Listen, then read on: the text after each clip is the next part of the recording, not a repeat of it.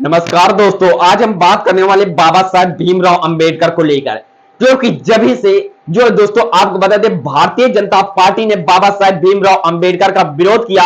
गृह मंत्री अमित शाह ने संसद भवन में किस प्रकार से बाबा साहब का अपमान किया, जिसको लेकर वह से दोस्तों जो भारतीय जनता पार्टी के बुरे दिन शुरू हो गए, क्योंकि अब भारतीय जनता पार्टी के सहयोगी दल ही लगातार भारतीय जनता पार्टी के विरोध में उतर आए। अभी तक तो जो दोस्तों विपक्षी दल डायरेक्ट भारतीय जनता पार्टी पर निशाना साध रहा था, लेकिन अब भारतीय जनता पार्टी यानी कि एनडीए के सहयोगी दल ही डायरेक्ट भारतीय जनता पार्टी पर फायर होने लगे हैं। चाहे वहीं पर चिराग पासवान हो, जीतन राम मांझी हो, नीतीश कुमार हो, अब तो चंद्रबाबू नायडू ने भी अमित शाह को सीधे सीधे खुला चैलेंज दे दिया है। और आपको बताऊंगा सब वीडियो के माध्यम से, खाली आप लोग वीडियो के अंत तक बने रहना। अंबेडकर विवाद पर रार जारी है। दिल्ली में एनडीए बैठक में मतभेद उभरे, अमित शाह के सामने नायडू का कड़ा रोल देखने को मिला। इस बार आपके साथ नहीं है गांधी परिवार। हाय हाय, अंबेडकर विवाद ऐसा उभरा कि यह न मोदी के गले में उतर रहा है न आरएसएस के गले में, क्योंकि यह ऐसा मुद्दा है जिसमें बीजेपी और आरएसएस का पुराना रार है और यह कई बार कई जगहों पर देखने को मिलता है। लेकिन अंबेडकर को लेकर भारतीय जनता पार्टी और आरएसएस हमेशा असहज रहे, क्योंकि बाबा साहब अंबेडकर का आरएसएस 36 का आंकड़ा जहां रहा है, जब भारतीय जनता पार्टी का आरएसएस इस मुद्दे को उठाने ठीक वैसे ही हाथ जला बैठते हैं। आप संसद वाला बयान अमित शाह का तो सुना ही होगा, नहीं सुना तो मैं आपको बता दूं और देख लीजिए वीडियो में भी। उन्होंने कहा कि अंबेडकर अंबेडकर अंबेडकर, अगर इतना नाम भगवान का लेते तो 7 जन्मों तक स्वर्ग मिल जाता।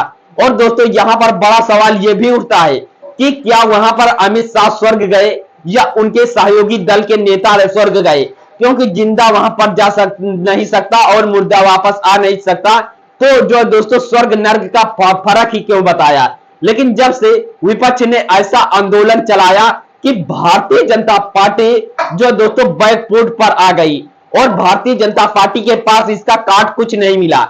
फिर क्या था, आनंद फानंद में एनडीए को लेकर शाह ने बैठक बुलाई। बैठक जेपी नड्डा ने घर में रखी गई और शाह ने बैठक में कहा कि जिस तरह से अंबेडकर पर इंडिया गठबंधन ने मुद्दा उठाया, ठीक उसी तरह से एनडीए को भी चाहिए कि यह मुद्दा उठाए।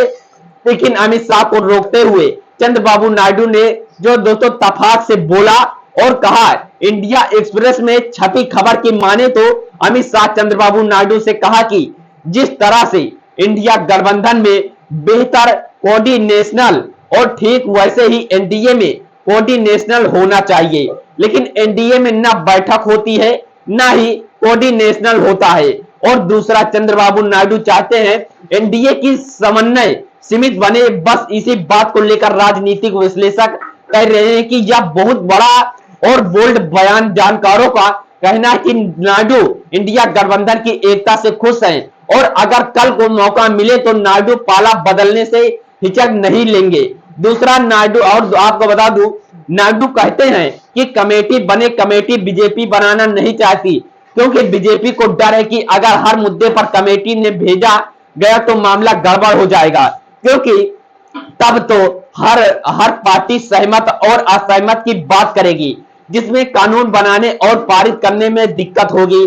आप यह भी जानते हैं कि इसी दिल्ली बैठक में शिंदे, राजभर और नीतीश शिरकत नहीं करने पहुंचे। इसके आप अंदाजा लगा सकते हैं कि मामला क्या। सारी घटना और एनडीए की बैठक